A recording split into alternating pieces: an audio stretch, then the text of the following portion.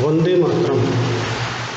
मैं शिवनाथ पाल यादव, आचार्य उच्च माध्यमिक आदर्श विद्या मंदिर, विवेकानंदपुरम, रणथंभौर रोड, सवाई माधोपुर, राजस्थान। प्रिय दर्शक बंधु भगिनियों,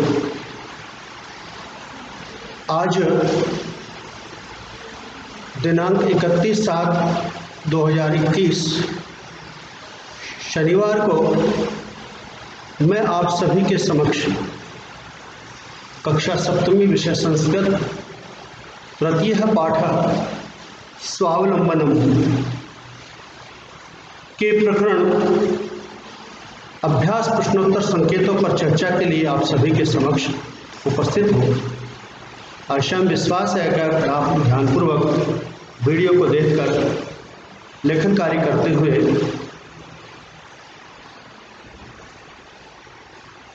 अच्छी प्रकार से सुन और समझने के लिए प्रयत्न करेंगे।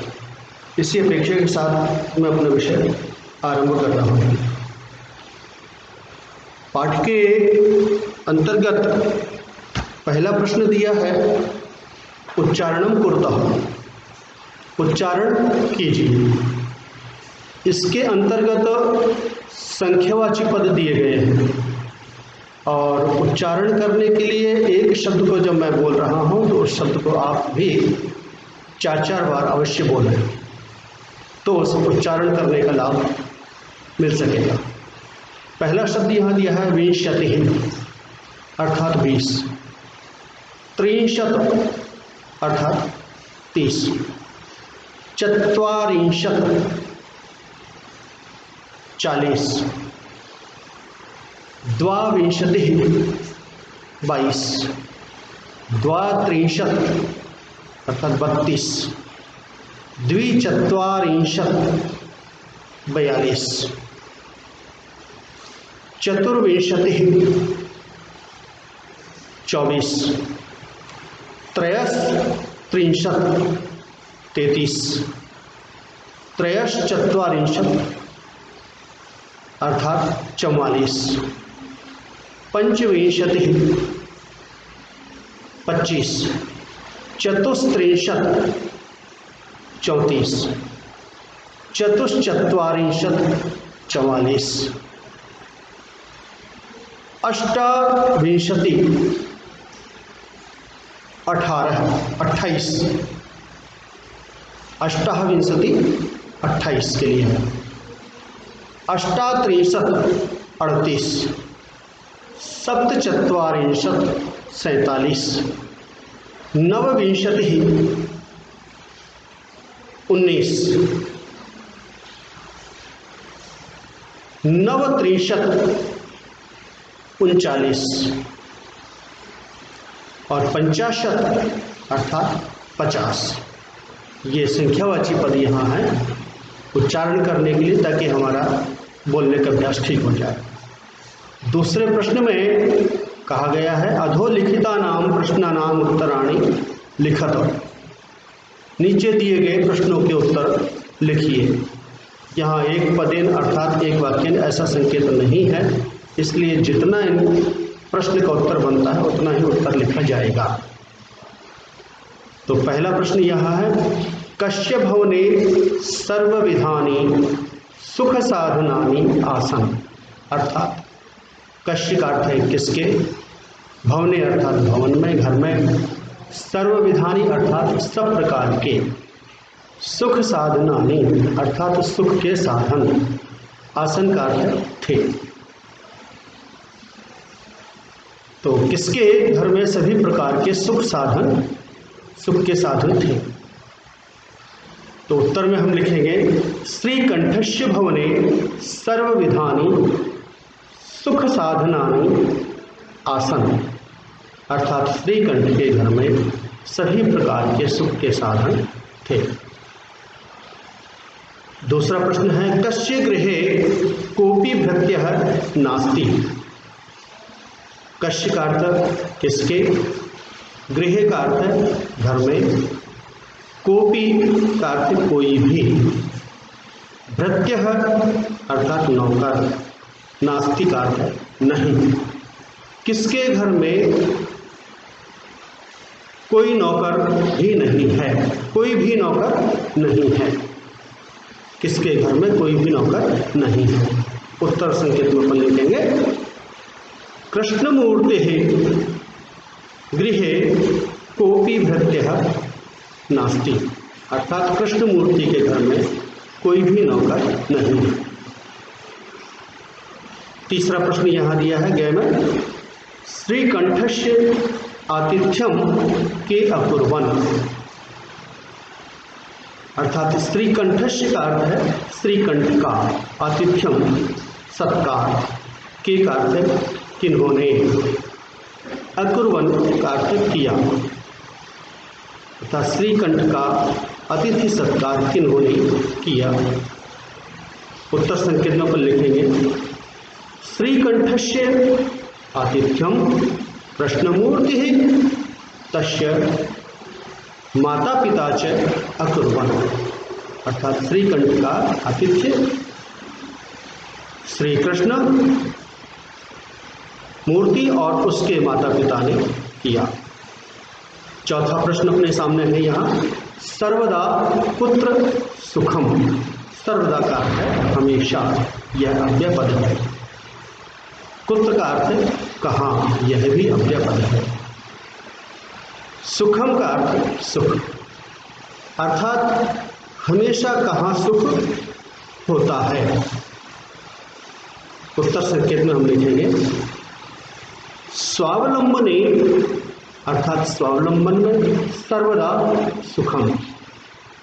सर्वदा का अर्थ है हमेशा, सुखम का अर्थ है सुख, अर्थात स्वावलंबन में हमेशा सुख होता है।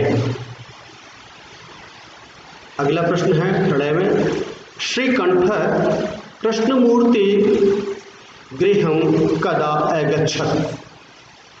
श्रीकंठ कृष्णमूर्ति के घर कब गया? तो उत्तर संकेत में हम लिखेंगे श्रीकंठः कृष्णमूर्ते गृहं प्रातः 9 अगच्छत्। श्रीकंठ कृष्णमूर्ति के घर प्रातः 9 बजे गया। अंतिम प्रश्न इसमें है, कृष्णमूर्तेः कति कर्मकराः सन्ति।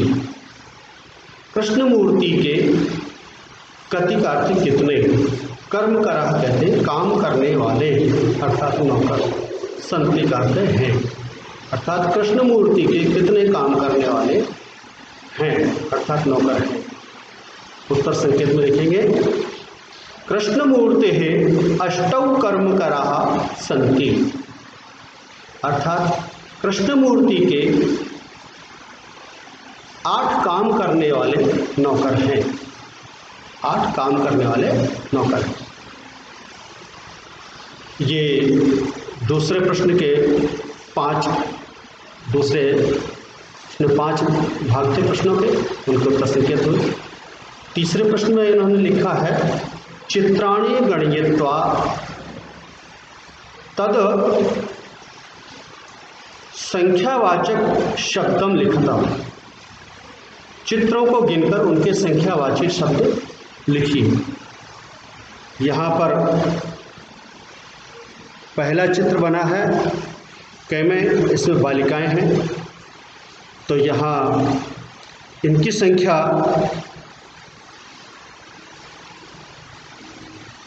18 है। इसको संस्कृत में लिखना है अष्टादशः, अर्थात 18। दूसरे चित्र में गेंदों की संख्या है, इनकी संख्या है 21। इसे संस्कृत में लिखेंगे एकविंशतिः। तीसरे में मेज दिखाई हुई है, इनकी संख्या है 15। इसको हम लिखेंगे पंचदशः। चौथे में मोमबत्तियां दिखाई गई हैं, इनकी संख्या है 36। इनको हम लिखेंगे षट्त्रिंशत्, अर्थात 36। पांचवें में यहाँ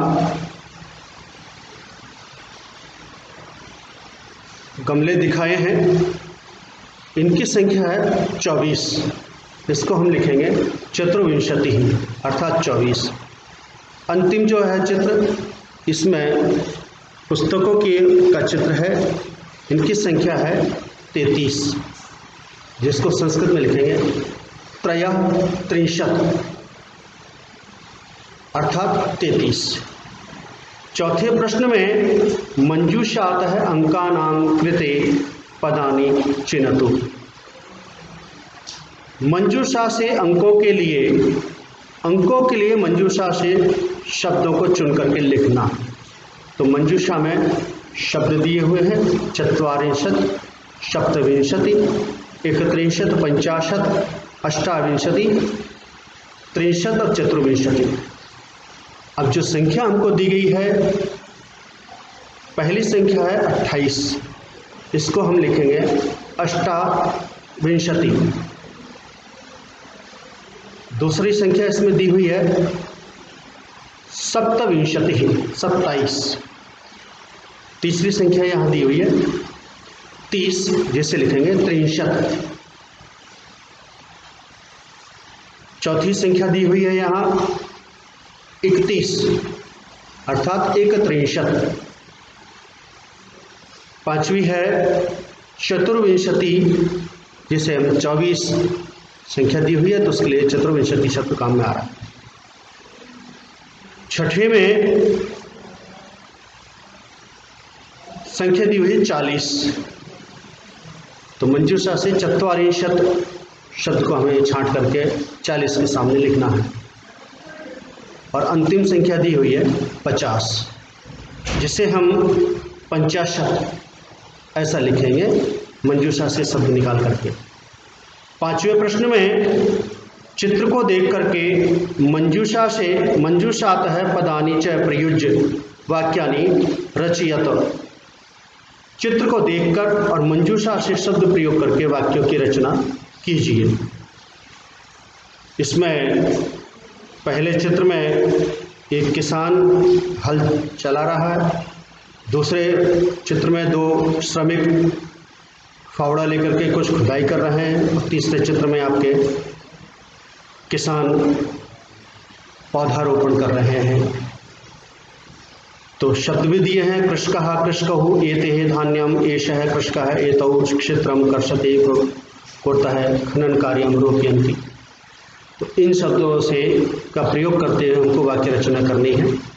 तो पहला जो वाक्य हम बना रहे हैं वह हम लिखेंगे एषः कृषकः क्षेत्रम कर्षति। यह किसान खेत को जोतता है अर्थात जोत रहा है। दूसरे ख में अपन लिखेंगे 2 व्यक्ति हैं, एतौ कृषकौ खनन कार्यम कुरुतः। ये दोनों किसान खोदने का कार्य करते हैं अर्थात कर रहे हैं।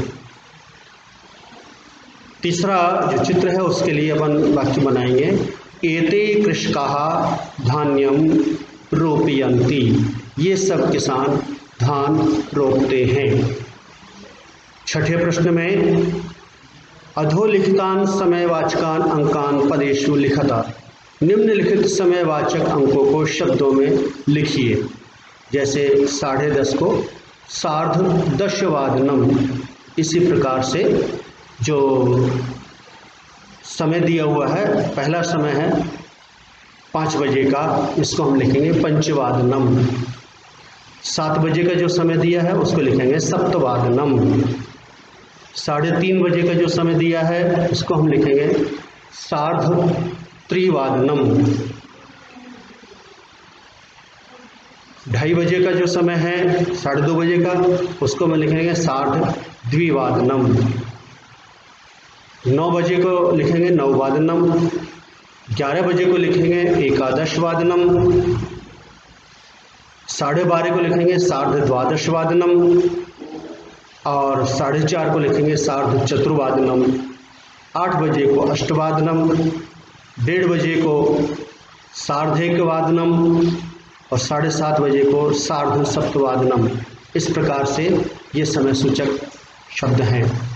7वां जो प्रश्न है अंतिम, इसमें मंजूषा से शब्द चुन करके रिक्त स्थानों की पूर्ति करने के लिए कहा है। तो मंजूषा में 6, 63, 31, 2, 12 है, 28 इस प्रकार के शब्द दिए हुए हैं। तो पहले जो क बिंदु है इसमें रिक्त स्थान में षड शब्द लिख करके वाक्य पूरा बन रहा है। षड ऋतुएं भवन्ति अर्थात 6 ऋतुएं होती हैं। दूसरे प्रश्न में मासाः भवन्ति, तो यहाँ रिक्त स्थान में हम लिखेंगे 12। 12 मासा भवन्ति अर्थात महीने 12 होते हैं। तीसरा ग है एकस्मिन् मासे रिक्त स्थान अथवा रिक्त स्थान दिवसः भवन्ति। यहाँ पर हमको 2 शब्दों का प्रयोग करना है। पहले रिक्त स्थान में 63 और दूसरे रिक्त स्थान में 31। इस प्रकार से शब्दों का प्रयोग करेंगे। वाक्य का अर्थ होता है हो जाएगा कि एक माह में किसी एक माह में 30 अथवा 31 दिन होते हैं।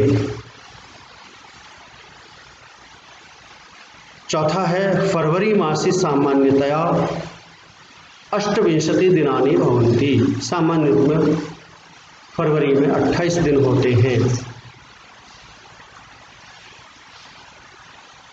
अगला अंतिम बिंदु है इसमें पढ़ाई में मम शरीरे 2 हस्तौ स्तः।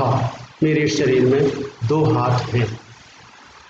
ध्यातव्यम में यहाँ भारतीय वर्षानुसार महीनों ऋतुओं के नाम यहाँ पर दिए हुए हैं।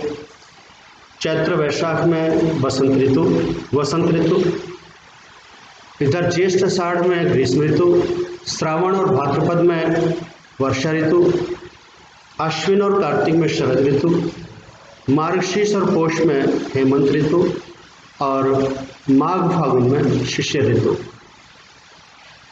इसी प्रकार से भारतीय वर्ष के अनुसार महीने और ऋतुओं के नाम यहाँ एक साथ हुए, ये भी हमको ध्यान रखने की बात है। आशा एवं विश्वास है कि आपने इस वीडियो को ध्यानपूर्वक देखा, सुना, समझा होगा। शंका समाधान के लिए आचार्य जी को संपर्क किया जा सकता है। आज के वीडियो में पुनः कुशलता की कामना के साथ धन्यवाद देते हुए मैं अपनी वाणी को विराम देता हूँ। धन्यवाद।